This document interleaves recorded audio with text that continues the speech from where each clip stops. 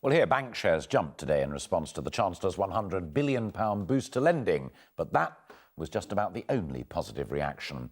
The cash injections aimed at enabling banks to provide low interest rate loans to small businesses and to people seeking mortgages. But businesses say it is too little, too late. Here's our business editor, Richard Edgar. They've tried one thing after another to get the economy moving. Project Merlin, the National Loan Guarantee Scheme, and quantitative easing. But the Chancellor and the Governor of the Bank of England have had to think up yet more schemes. Funding for lending and a resurrected, catchily titled Extended Collateral Term Repo Facility. Labels aside, the aim is to help businesses that need credit to expand, like this jam maker in Cheshire who already sells in Britain and the United States.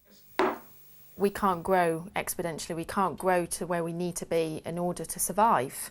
The money that's come from the Bank of England this week and the government that's going into all the banks, how's that going to affect like a small business? Are they going to pass on those cheap rates to a small business? I'm just like, I don't really see it.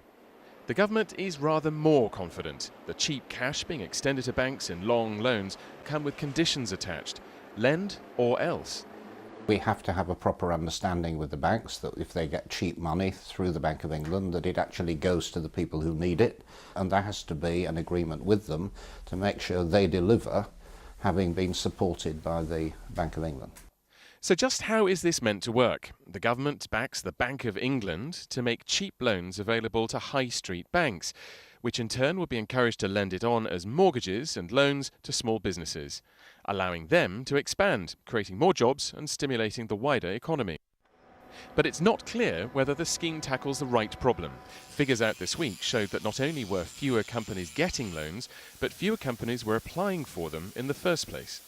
I think the government can inject money, but it can't inject confidence. There are many reasons at the moment why companies aren't investing, and they primarily relate to uncertainty about the Eurozone crisis and how much worse that's going to get. The Governor of the Bank of England said in his speech that authorities around the industrialised world have thrown everything bar the kitchen sink at the problem. At best, it's too soon to say whether this lending will help. At worst, it's too little, too late.